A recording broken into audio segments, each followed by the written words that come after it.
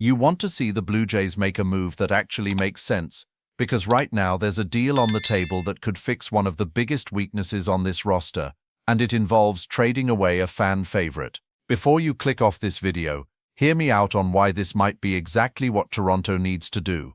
The Blue Jays have been quietly aggressive this offseason, making moves that show they're serious about competing. But there's one glaring hole that keeps coming up in every conversation about this team, and that's the bullpen. More specifically, the complete lack of a reliable left-handed reliever. While other teams are stacking their pens with dominant arms from both sides, Toronto's left-handed options are basically unproven guys and question marks. That changes if Ross Atkins picks up the phone and makes a call to St. Louis. Jojo Romero is on the trade block. The Cardinals are in full fire sale mode after moving Brendan Donovan, and now they're shopping their best relievers. Romero just put up a ridiculous season with a 2.07 ERA, and he's exactly the type of arm Toronto desperately needs. We're talking about a left-handed reliever with a 5-pitch mix who gets ground balls and keeps runners off base. He doesn't throw 100 miles an hour, but neither does Tyler Rogers, and nobody's complaining about that signing. What Romero brings is reliability, experience, and the ability to neutralize left-handed hitters in high-leverage situations. Here's where it gets interesting. The latest rumor floating around suggests a straight swap. Davis Schneider for Jojo Romero. Now I can already hear some of you getting defensive about Schneider. He's been a feel-good story, he had a solid year, and there's something likable about a guy who fought his way onto the roster. But let's be realistic about what we're looking at here. Schneider posted a .797 OPS, which is respectable, but where exactly does he fit on this team going forward? The Blue Jays are loaded with outfielders. Between Springer, Varsho, Horwitz potentially sliding out there, and other guys competing for playing time, Schneider's path to consistent at-bats is basically blocked.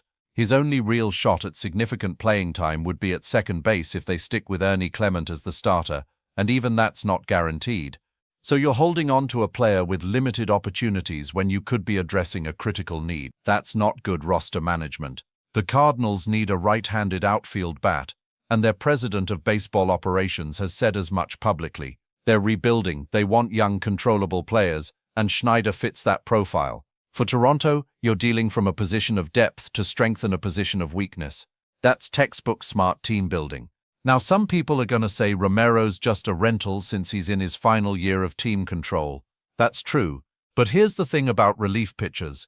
Even when you sign them to multi-year deals, there's zero guarantee they'll maintain that performance. Relievers are the most volatile players in baseball. One year they're untouchable, the next year they can't find the strike zone. So why would you be more comfortable giving a reliever 3 years and $15 million versus getting one elite year from a proven arm? The logic doesn't track. Let me paint you a picture of what this bullpen looks like if they add Romero. You've got Chad Green and Jordan Romano at the back end when healthy, both with high leverage experience. You've got Garcia, who was excellent down the stretch. You've got Tyler Rogers, who's a ground ball machine. Then you slot in Romero as your left-handed specialist, and suddenly you have real depth. You can mix and match ups, you can protect leads, you can get through the 6th, 7th, and 8th innings without your stomach turning every time the phone rings in the bullpen. Compare that to what they have now. Their current left-handed options are Mason Flood and Brendan Little, who both showed flashes but are far from proven commodities. They were fantastic at times, sure, but you can't build a playoff bullpen on at times. You need guys you can count on in October. Eric Lauer might factor in as a long reliever if they move him out of the rotation, but that's still a question mark. There's no established southpaw you can confidently hand the ball to in a tie game in the 7th inning against the Yankees or Orioles. And let's talk about the division for a second. The AL East is absolutely stacked. The Yankees just added Paul Goldschmidt. The Orioles are loaded. The Rays always find a way to compete. If Toronto wants to make noise, they can't have any obvious weaknesses. A bullpen without a reliable lefty is an obvious weakness that opposing teams will exploit all season long. Some people might argue that Schneider has upside, that he could develop into something more. Maybe. But you know what else has upside? Actually making the playoffs and competing for a championship. This team isn't in rebuilding mode. They're not developing guys for 5 years down the line. The window is now. You make moves that help you win now, not moves that might pay off in 3 years. The one legitimate concern I'd have about this deal is whether it's truly a one-for-one swap. If the Cardinals are asking for Schneider plus a legitimate prospect from the top 10 in the system, that's where I'd pump the brakes. But if we're talking Schneider plus a guy ranked 15th to 20th in the organization, someone like Victor Arias or another lower-level arm, I'd probably still do it. You're not trading Reina Nunez or Arjun Nimala for a rental reliever, no matter how good he is, but a mid-level prospect as a sweetener to get the deal done. That's acceptable cost of doing business. Think about what this does strategically too. You're not just adding Romero, you're also potentially blocking a division rival from getting him. What if the Orioles or Yankees decide they want another late-inning arm? Every team that improves is one more obstacle in your path. By being aggressive and making this move now, you're strengthening your roster while potentially weakening the market for your competition. The other angle here is that the Cardinals are clearly motivated sellers.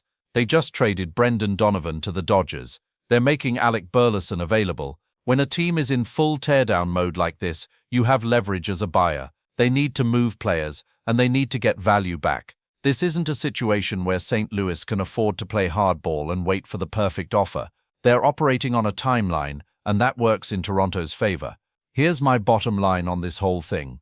Davis Schneider is a nice player, but nice players who don't have a clear role are luxuries you can't afford when you have needs elsewhere. The Blue Jays need bullpen help. They specifically need left-handed bullpen help. Jojo Romero is a proven commodity who fills that exact need. If you can make this deal without giving up any of your top prospects, you do it every single time. You're trading depth for impact, uncertainty for reliability, and a bench player for a potential difference maker in close games. This is the type of move that separates teams that talk about competing from teams that actually do it. The front office has been active this winter, but they're not done yet. If they can pull off this trade and add Romero to a bullpen that already has some nice pieces, suddenly you're looking at a relief corps that can actually hold leads and win tight games. That's what championship teams have. Make the call, get it done, and let's see this team take the next